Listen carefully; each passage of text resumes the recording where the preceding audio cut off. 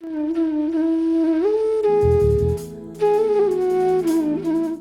wonder what makes the greats great? What makes the successful successful? What makes the brilliant brilliant? Our Tuesday meetups with the celebrities of pharma industry and science are your one-stop shop to all these answers and more.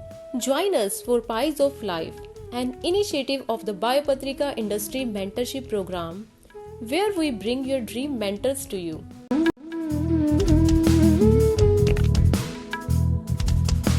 I think this is a very, very important area for the world and especially for India. As you know, COVID itself has told us that healthcare is so very important to understand. And you know that, there's a lot of focus now on life sciences because we need to understand much more about biological processes.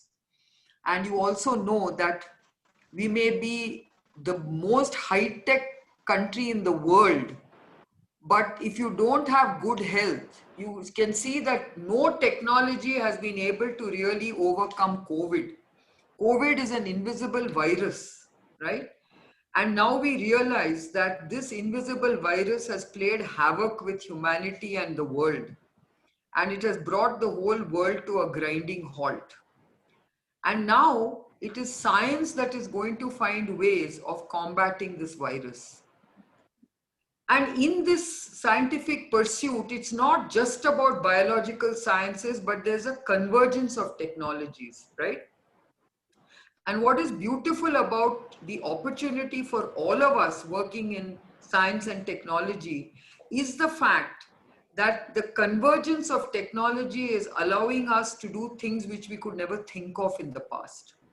So when you think about just COVID-19 and looking at how technology is allowing us to do contact tracing, how technology is allowing us to basically have a much higher level of pandemic preparedness, because as you get data from different parts of the ecosystem, you can actually know where the hotspots are, how you should do containment, when can you open up, how should you open up. All these things can be done with technology. But at the same time, we also know that to do all of this, you also need to be able to test. Now, the testing is done by using RT-PCR and many other technologies which can measure the virus, right? And in order to measure the virus, you have to be able to pick up the fragments of RNA, the virus's RNA, through various technologies. And that's why today you're seeing many technologies coming to the fore. And that's again about scientific experimentation. That's about young scientists looking at this opportunity and say, how quickly can I do this test? How can I get this antigen, this viral antigen, and measure it fast and measure it in different ways? So that itself has made you realize what the power of understanding science and understanding biological sciences is all about. Then we've seen that COVID itself is a very difficult disease because it has two phases of the disease. About 80% of the people get away with just dealing with the virus. So that's like a normal flu and how a body deals with a normal flu. But then you've got a second phase of the disease where the virus actually causes havoc, where the virus triggers what is called as a hyperimmune cytokine response. And that is actually causing a much graver complexity of COVID than just the virus itself. And that phase of the disease is what is killing people, because the overactive immune system can cause what is called as a cytokine storm. And as you know, when a cytokine storm is created, it can lead to organ failure. So it damages parts of your body, causing huge amounts of life-threatening complications. So we know for a fact that the cytokines are causing vascular damage, pulmonary damage, gastrointestinal damage, And then that is actually leading to many other kinds of complications. So you're seeing lung fibrosis set in, you're seeing sort of blood clots happening, killing people, and you're seeing also a lot of gastric, damage taking place. And ultimately, all this is leading to organ failure and causing death. So, as we go treating this disease, we know that initially we didn't know what was happening. Personally, I don't even think people should get onto ventilators, because this is not about giving more oxygen. This is really about getting rid of the inflammation and the cytokines, right? So as scientists, we need to understand these diseases better and not just treat the symptoms. Today, what's happening is that doctors are just treating symptoms. So when people are breathless, they're giving more oxygen. But that is not the reason for the breathlessness. The breathlessness is because of inflammation, where your entire pulmonary, alveoli and the whole pulmonary tracts are all inflamed. And because they are inflamed, you're not able to take in oxygen very easily. And if you get rid of the inflammation, you don't have a problem with the oxygen levels. But what I'm trying to say is, as medical, as students of medical science, as students of biology, we need to understand and learn a lot more about these diseases than just doing a textbook kind of learning.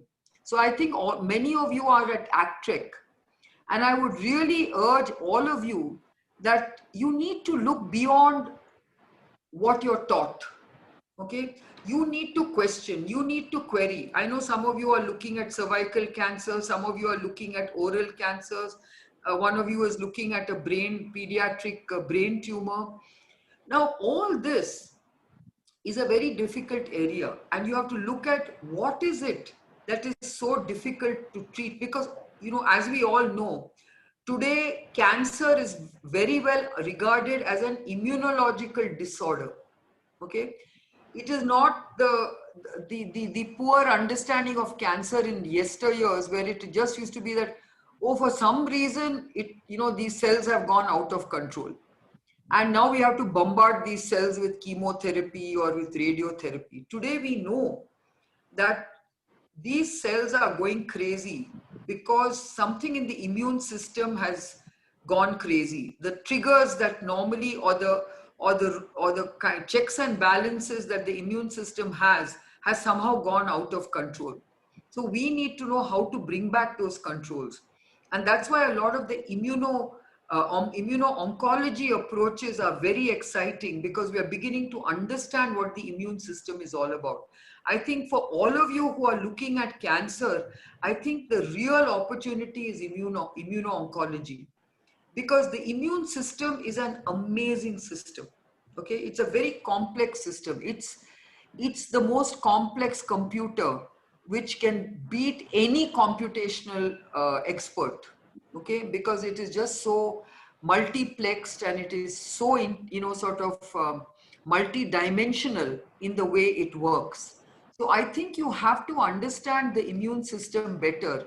And as you understand the immune system better, you will get more and more understanding and more answers to many of these cancers that we can't treat today.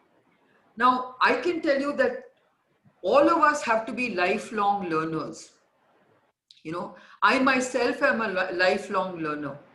And I know for a fact that I have been fascinated with immunology just in the last few years. In the last few years, my interest and understanding of immunology has significantly increased. But I know it's just the tip of the iceberg that I understand. Because the immune system is formidable, it is daunting, and there is something in it for everyone to understand. Please understand that when you look at people who win Nobel Prizes, they win Nobel Prizes because they understand in depth a very critical mechanism that makes all the difference, right? And what I'm trying to tell all of you is that every one of you has an opportunity to study science in depth. Amoga is here, and I wanted to talk about clinical psychology. So COVID has also told us that there is a huge psychological burden that it has brought onto all of us, because we don't know how to cope with this disease. But the one big thing we must all understand is we are all in it together. It's not that only I am alone in my quarantined zone or only we are housebound. It is not like that. I think all of us need to understand that we have to fight it together. It is not about just one person being alone. It's many, many people who have had to quarantine themselves. I myself went through a very rigorous quarantine process because I went through COVID, right? But I didn't let that get me down because I knew psychologically I was very strong. I said, no, this is a viral disease, and I'm, as long as I track this viral disease and as long as I know what to do, I'm not going to get scared. And I'm sure with my fitness and my health, I'll be fine. And sure enough, I got over it with a very moderate dose of the disease. And more importantly, I didn't feel alone. All of us have phones today, and you know that it is not, it is so easy to call up somebody. I mean, I was calling up my family 10 times a day, and everyone was asking me, how are you feeling? I was saying, fine, now leave me alone. I want to watch this Netflix movie, you know. So I was doing a lot of things to keep myself busy. I was even attending webinars. A lot of people say, Arey, you got COVID. Why are you attending this webinar? I said, what? I'm not dying, no. I can speak. I can participate. I'm not feeling so tired and so fatigued that I can't even be on a webinar. I did many, many webinars on while I was having COVID. Okay, I did many TV interviews on COVID. So I'm just saying that you need to feel a sense of control and confidence. You should not give up. You should not just feel so helpless that you feel that nothing can be done. Oh my God, is this going to be terrible? Am I going to die? Oh, am I going to get into hospital? Now, I don't think that's the way you have to look after yourself and get that confidence. Yes, if you can't breathe, you will have to check yourself into a hospital, but there can be good. I mean, my advice to everybody is don't wait. As soon as you feel unwell, please get yourself tested. Please get yourself treated. Believe me, nobody has to feel breathless if you treat yourself early. The people who are actually becoming serious are the ones who are in denial, the ones who go very late to the hospital, the ones who test themselves very, very late. Those are the ones who are actually suffering. But I can tell you, in the last 2 weeks or 3 weeks, as you can imagine, ever since my COVID story became known, I've had at least 50 people ringing me up saying, what should I do? What should I do? And I can tell you, every one of those 50 people is fine. So I just want you to know that life is about self-confidence. Life is about making sure that you follow the science. Life is about understanding what you're doing. You cannot be panicking, you cannot be ad hoc, and you cannot be irrational. That's the advice I will give to all you young people. Please question, please query, please find answers, and please be problem solvers. Don't expect everyone to tell you what to do. Yeah. I think that's my strong message to all of you, because you are all educated people, you have all studied well. And it is about finding your answers. It is about solving problems. It is about making sure that even if you have a setback, you learn how to deal with it and how to then come out with it stronger. There are always opportunities. I have actually been through a number of setbacks. Okay, I've been through a number of doors being shown at me saying, sorry, we can't help you. We can't offer you a job. We can't give you a financial assistance. But do you think that's got me down? No. I realized that for whatever reason, I couldn't get in. I couldn't get into medical college. I couldn't, I couldn't get a job as a brewmaster. I couldn't get a loan from a bank. I couldn't get people to work for me. I couldn't do so many things. But that didn't keep me down. I felt, okay, if I can't do this, I'll do this. And I always figured out ways of coming over those challenges. So I want all of you to know that life is not a bed of roses. And I always believe that with every challenge, every obstacle, it gives you a learning opportunity, which is very valuable. I can tell you, if none of you have failures, or if none of you have faced any kind of obstacle in your life, I feel sorry for you, because you won't learn very much.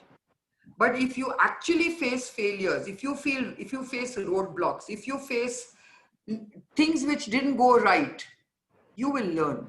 And through that learning, you will become better, stronger, and you'll have much more confidence, because when you finally overcome that challenge, you'll feel a sense of fulfillment. That's what I've always felt. And that's what keeps me grounded and keeps me moving ahead.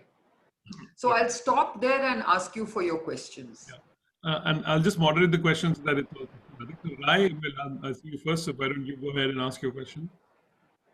Let's stick to one question. We'll go 2 rounds if we can. Yes. So, hello, ma'am. So, yeah, given you have so many achievements in your life, so which one will you pick up as the one which you are most proud of, or take the most pride in, and why? The reason for it? No, I think every award is a very special award in its own way, if you know what I mean. I can't pick one and say this is more important than the other. And that's one thing I must also share with all of you, that in life, each thing has a certain meaning and each thing has a certain context. So obviously, if I were to talk about national awards, obviously they are very important because it's a national recognition. In a country like India, you've been picked up from a billion people, right? So that's a huge honor, right? So my Padma Shri and Padma Bhushan obviously is a huge honor for me, because a Padma Shri I got when I was in 1989, I got it, and I was, hardly 34 years old at that time. 35 I was. So I'm just saying, at that time, to get a national award for biotechnology and for being a pioneer in biotechnology was a huge, huge accolade. Who would have expected it, right? And I was one of the few women entrepreneurs. So it was a huge honor for me to be recognized by my own country among so many people, that, as a young woman who was trying to start a biotech business, I was actually noticed and recognized and acknowledged. So that was one of my most special awards. And then, of course, in 2005, I got the Padma Bhushan, which was really to say that it's not just about being recognized, but now you've built something scalable and sizable and of national pride and national importance. So that was a very big, meaningful accolade for me. And then I got 2 other national awards. One was from France and one was from Australia. So you can imagine, when you get recognized with national honors of other countries, that is a very big moment of pride as well. So I would say national honors have always been very, very important to me, because it is a global recognition. And then, of course, I would say that my recent award, which I got from Ernst & Young as the World Entrepreneur of the Year, was a big, big recognition. Even though people said to me, in fact, the jury itself in Ernst & Young said to me, you won every award that is worth winning. So what is so important about this award? They asked me. And I said, look, this is an entrepreneur's dream award, right? Because if you're acknowledging me as a world entrepreneur, wow, what a tribute is that? So it's great winning such an award. And then, of course, I've won so many other awards, like, I got the Othmer Gold Prize for chemistry. I've got so many other such awards, which I think are very, very important awards. But out of all of them, I would say these were some of the special awards that are worth mentioning for the reasons I said. Thank you. Thank you. Good. Akshay, why don't you go ahead? Hi. First of all, I want to thank you so much for giving your time and being able to talk to us about these things. So Naren sir has been a great mentor to all of us, and we learned a lot from him. So I'm sure through your journey, you had a lot of mentors of your own. And what would be the most valuable lesson that you had taken back from your mentor? See, I want to share with you, the word mentor has to be looked at very differently. I think the reason the reason you call Naren a good mentor is because Naren basically shares a lot of, important learnings with you. Okay. And I have always looked at mentors as people whom I can brainstorm with. I don't want to ask a mentor, what should I do? Do you think I'm doing the right thing? Where do you think I should be doing the next thing? That's not a mentor. That's absolutely not a mentor. According to me, a mentor is somebody with whom you can brainstorm. Talk about your frustrations, talk about what you want to do. Just use them as a sounding board and see whether it resonates with people. And I've had many such people. And not everyone is someone I'm looking for giving me advice. I look at mentors as people from whom I can draw inspiration. That to me is a mentor. So I remember when I was building Biocon, I used to have many of these people who used to inspire me. I'll tell you, Dr. Mashelkar. Okay, Dr. Mashelkar was a great inspirational person for me, and he still continues to be a very dear friend of mine, and we inspire each other. Okay, but he inspired me a lot because I'll tell you why. I felt that here is a man who has been given this huge responsibility of running CSIR, which at that time was such a complex and sort of floundering kind of organization. It never commanded any respect. It was just a bunch of labs who are not doing mediocre stuff, and every time they would say, what a waste of money investing in science and technology. And yet directors were given this job of saying, run these places, run these laboratories. I first met him when he was the director of the National Chemical Laboratory in Pune, which was a big university, a big institute. But I remember when I first met him, Dr. Mashelkar said to me, Kiran, do me a favor. And I was very young. I was in my 30s when I met him. And he said, do me a favor. I said, sure. He said, just talk to my my senior academic colleagues and inspire them and shake them up and tell them they have to do something about applying their knowledge, because none of them is doing that. They're either doing some research in their ivory towers and they don't think it's necessary to think about society at all. They're just interested in publishing. And he said, I'm trying to tell them, you are in an institute which can make such big impact on society and they don't understand it. So tell them. And I was a chut of a girl. Can you imagine me talking to this, this auditorium full of, sort of gray-haired academicians. And yet, Mashelkar said to me, no, you have to do me this favor. You have to shake them up. So I went and I just gave them a talk on what I felt that we should do as academic centers from India. What should we do and how we should rejuvenate and make our centers of learning vibrant. And so I just gave them a talk, and Mashelkar said, even I was so inspired listening to you. And ever since then, we've become such close friends. Today, whatever I do, whatever he does, we always exchange our views on various things. So he was a big, in a way, if you call that a mentor, he was a mentor, because I used to bounce a lot of ideas off him, and he used to bounce a lot of ideas off me as well.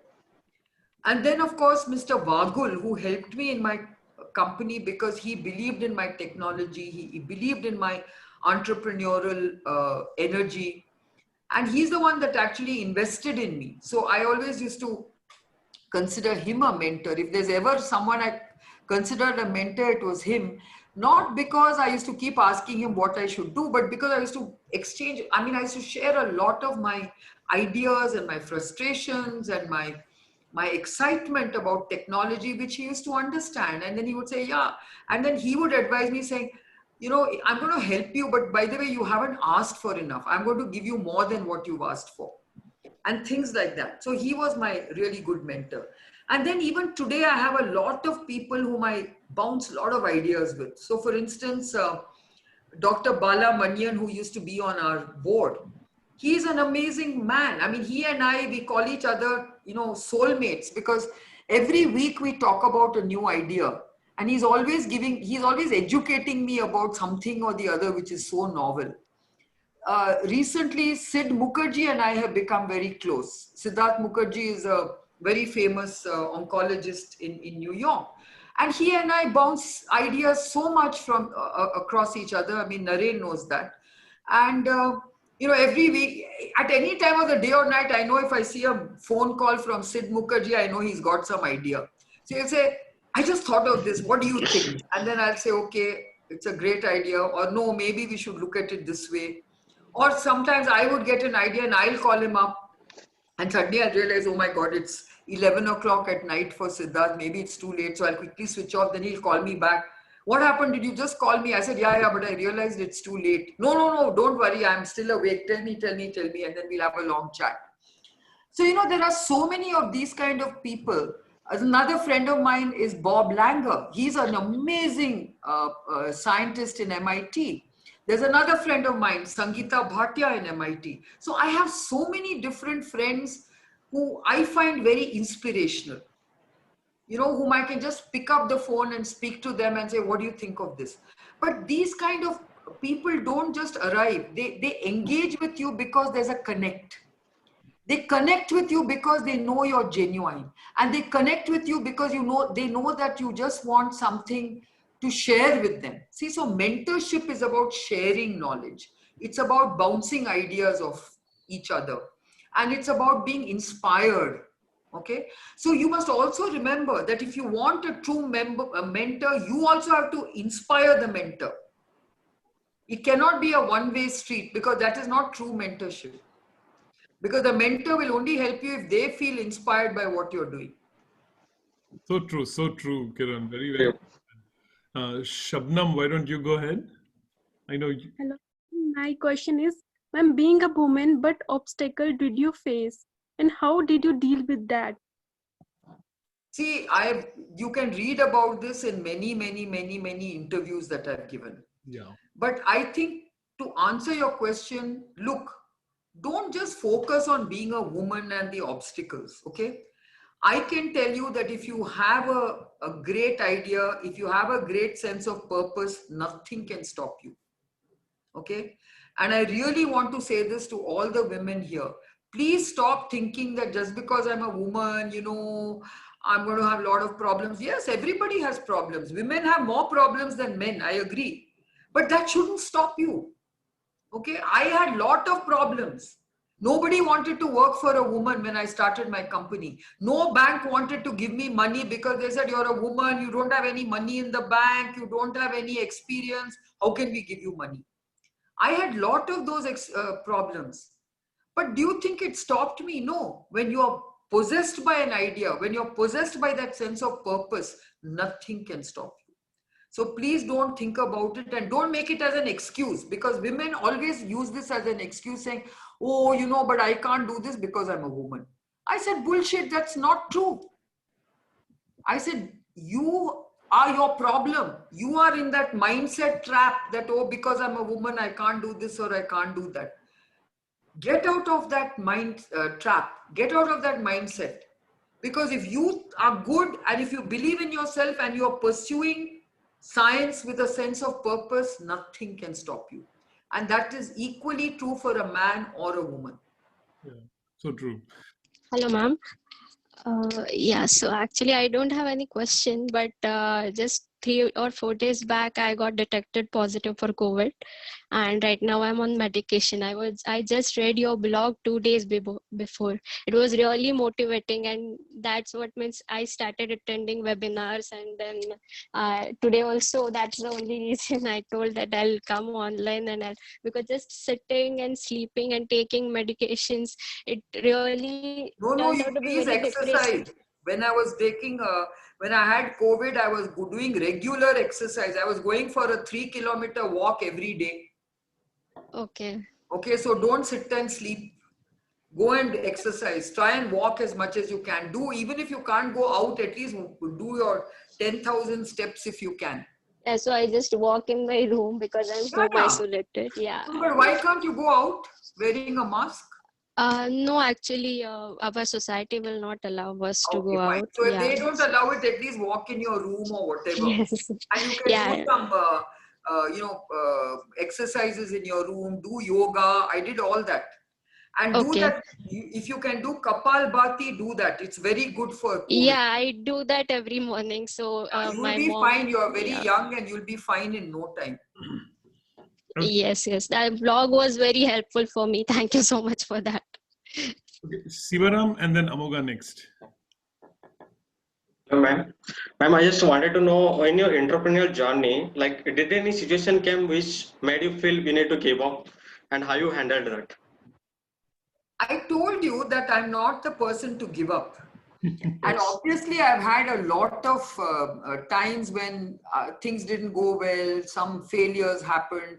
But that is to be expected in any journey. I mean, your life is full of failures. I mean, nobody's life can be such a dream life that nothing goes wrong in your life, Yes. right? And when something does go wrong, you learn how to come out of it. Yes. So I am not the kind of entrepreneur who will give up at the drop of a hat or if there's something very seriously wrong. I just think you need to understand that there will be pitfalls along the way and you have to overcome that. Yeah, good. I'm going to ask Amoga to ask the question about the mental health. Yeah, so I wanted to ask, ma'am, that what is your idea or your thoughts on mental health and its awareness in our country, and how you think it So is I going? think, mental health is a serious problem in our country because we don't even acknowledge it. And we believe that everyone has to cope with their own mental health problems, especially if it is serious. I know that there is a clinical mental health issue and there is a transient mental health issue. So as you know, either we sort of belittle mental health by saying, "Arey yaar, why should she be depressed? Why should that person be depressed?" And we don't even look at it as an illness. I mean, today if you say, I have a headache, a lot of people can say, why should you have a headache? Arey yaar, just take one paracetamol and you'll be fine. The same way, even if you're depressed, you might need to take some medication to come out of it. We must understand that a lot of what we feel is a chemical process in our mind, in our bodies. And therefore, if there's a chemical imbalance, I just talked about cancer being an immunological imbalance.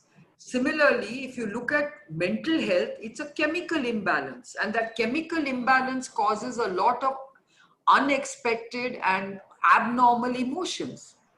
And it is about your neurological system where either the neural signals are very slow or too fast or whatever is happening, but they are all basically because you're producing or not producing enough chemicals.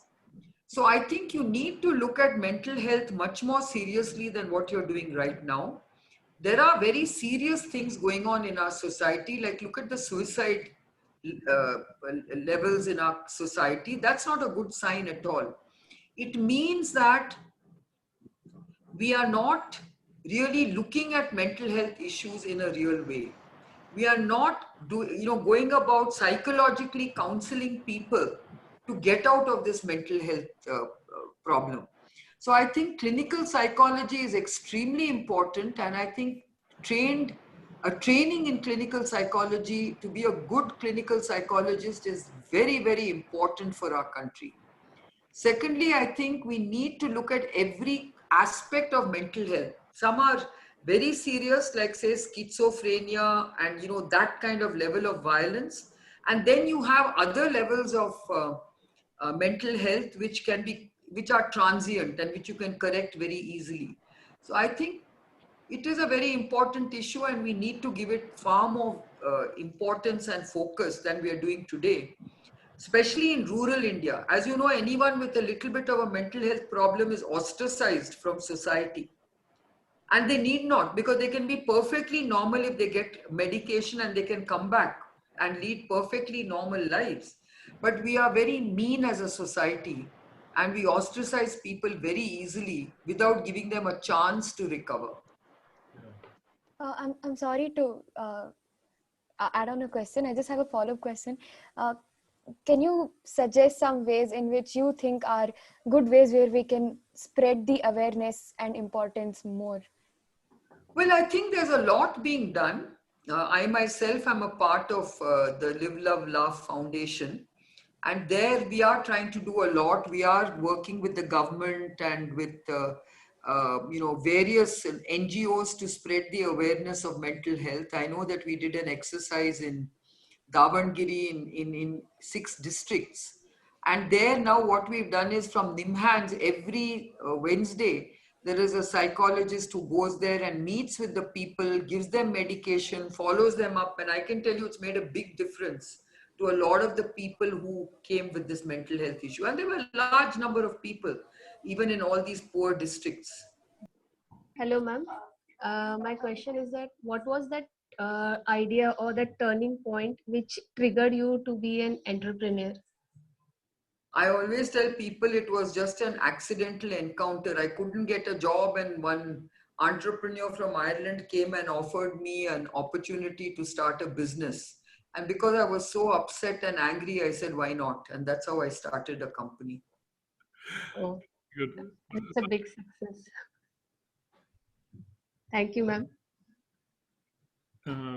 Raji, you're on. Yes. Ma'am, what are your views about scientific culture in India? And is it really nourishing young minds to be an entrepreneur? And if no, what changes would you suggest in the education system throughout to bring up that change in the society and to the educational system in India? See, first and foremost, our education itself should be curiosity driven. It should not be about passing an exam and rote learning, which is what has been the style of education. And I think the national education policy is actually addressing all this. And they're actually telling us that it should be curiosity driven, it should be project led. And I think once you start from that kind of education from school, believe me, the rest of it becomes much simpler. I mean, I owe my curiosity driven education to my school in Bangalore. Okay, it's not that I went abroad to have this kind of thinking. I studied at Bishop Cotton Girls' School, and I can tell you that all my teachers used to make us think. They would ask us to solve problems. So I think having that problem solving, curiosity driven learning approach is the way to make people think and improve their scientific temper. I think for far too long in our country, we've only focused on marks. And those marks have always been about theory, theory courses. Like, here's a written exam and let's see how many marks you get here. We've never really focused on projects or practicals that are equally balanced. I remember even in college, practicals were only I think 25% of all our marks. And yet I used to find the practicals very challenging and very interesting. And even in the theory classes in college, I must say, even when I went to Bangalore University, it was a very curiosity-driven education we had those days. Because our professors used to actually give us projects to do at home, even if they were theory. They would say, okay, and it was very interesting. They would say, okay, I'm giving each one of you a subject. I want you to learn this subject as deeply as you can and come and give a lecture to the rest of your colleagues. I thought that was a very nice way of getting us to learn a lot about the subject. And they would give a little prize to the best presenter or the best teacher. Nice. Good idea. Like my question is like, ma'am, till how much extent, ma'am, like your family support has helped you, ma'am? You have to have some family support. I mean, my father was my biggest supporter. My mother, of course, was a great support. And I think they really encouraged me to go out and do something with my life. In fact, my father, I felt, was the most liberated man whom I've ever known throughout my life. Because he told me when I was growing up, he said, don't be like the rest of your friends and only focus on getting married, because that was how it was in my times, right? Everyone wanted their daughters to get married. He's saying, now don't be like your friends, let them get married, but I want my daughter to do well and pursue a career. So when you have a father who thinks like that, I think it's a great support. He said, look, you've educated yourself, you've done so well, don't waste your education. And I think that message holds true for all of us today. That education is so precious in our country that if you waste your education by sitting at home, and if your parents are telling you, "Acha, beti, koi baat nahi, you can get married and stay at home," I think we are wasting an education. Hi, ma'am. Thanks for giving us your valuable time. You have been always the source of inspiration for all of us, especially to join biotech. Question is, what one thing in Indian biotech industry you feel can be rectified or should be changed to make us a global, like the way Biocon is emerging as a global player, all rest of the biotech companies can be? No, I don't think, I think the biotech sector has to grow and evolve. And I think biotech entrepreneurs have to basically understand what the opportunity is, you have to basically pick on a problem and try and solve that problem. And can you make a business of it? That's the way I've always looked at building my business. And I think biotech offers you all that. I mean, look at today in COVID, how many companies are trying to create test kits? How many people are trying to create those reagents for test kits? How many people are even trying to just create those viral transmission modules? How many people have made businesses out of anything to do with vaccine development? There's so much for everyone to do. So I don't think there's a dearth of ideas.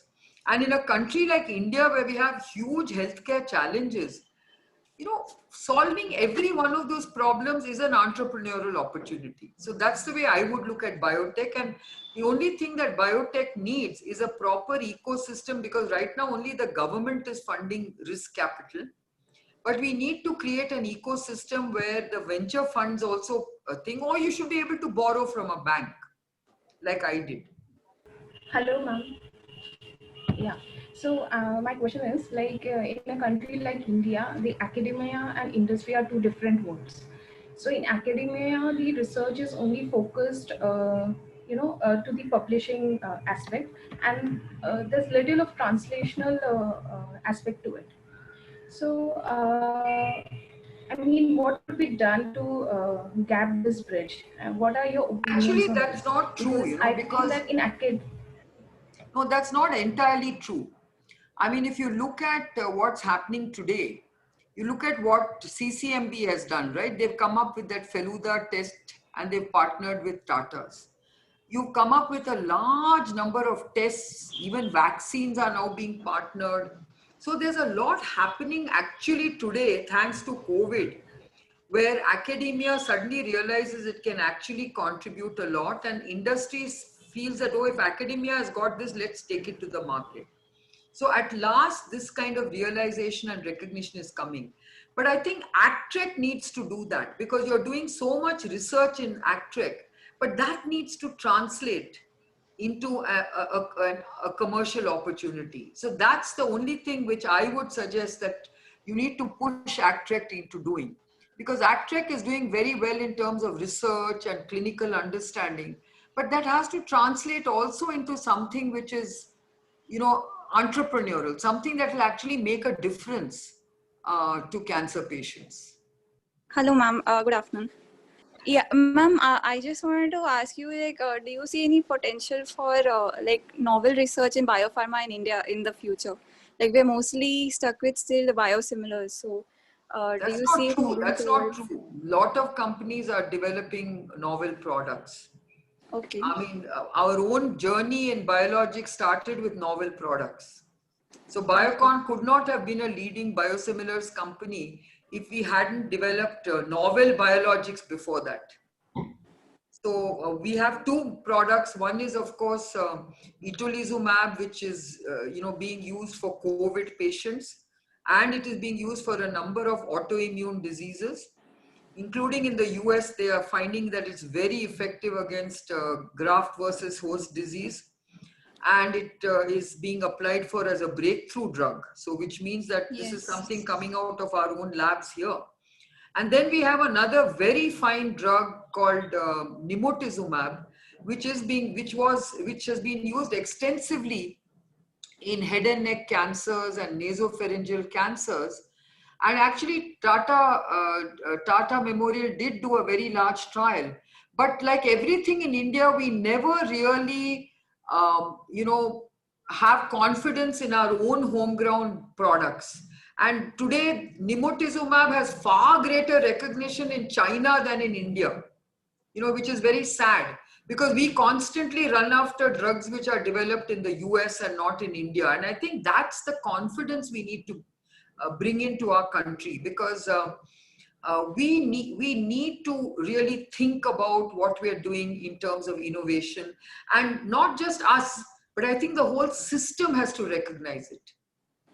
Yeah, I think we'll need some more, I guess, support from the government in terms of funding. There are lots of companies doing wonderful things. I can tell you all the startups in Bangalore that I look at. There are these breakthrough antimicrobials that are being developed by Bugworks. But who is recognizing them? Not India. It is being recognized by, NIH. It's being recognized by the Wellcome Trust. It is being recognized by all these various global entities, but not India. Okay. Yes. So I think that is the big deficiency we have in our country, because we have got that colonial mindset, starting with our doctors. Our doctors only want to prescribe, Western drugs. They don't want to prescribe indigenous drugs. So that mentality has to change. Then only you'll see more novel drugs. Otherwise, I can tell you there's so much novel research going on in Bangalore itself. I've seen 5 or 6 companies who are doing some amazing work, but they are struggling because there are no takers for their research. Then all of them have to finally go abroad to get their novelty. So Kiran, are you spiritual, and what do you feel about spirituality, and how does that play in daily life? I don't think I've got to that level of being spiritual. I mean, I'm very God-fearing, but not spiritual. I enjoy a lot of, let's put it this way, I enjoy classical music, Hindustani classical music. I enjoy a lot of, good downtime, enjoying music. Like I enjoy bhajans and things, but I don't do it for a spiritual reason. Okay. I enjoy it from the, the raga point of view, or from the musical point of view. So I would not call myself spiritual at all.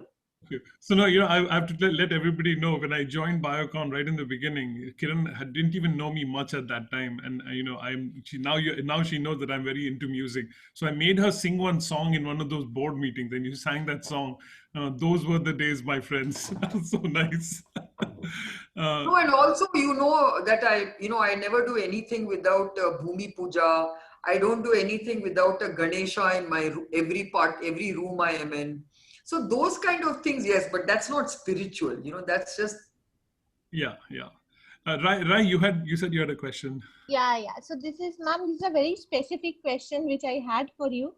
So the Biocon itself is about, integrating innovation with affordability.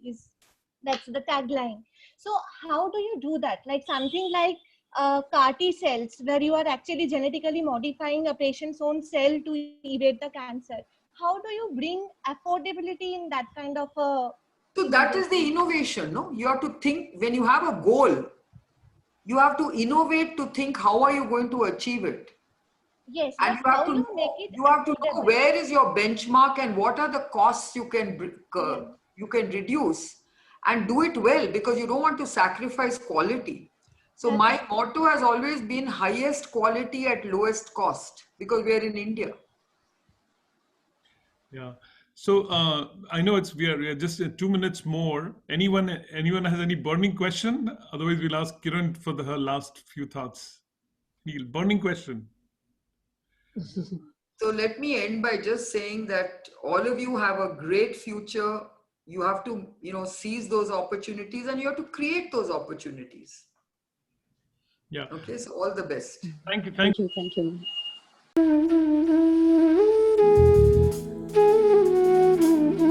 A network should last a lifetime.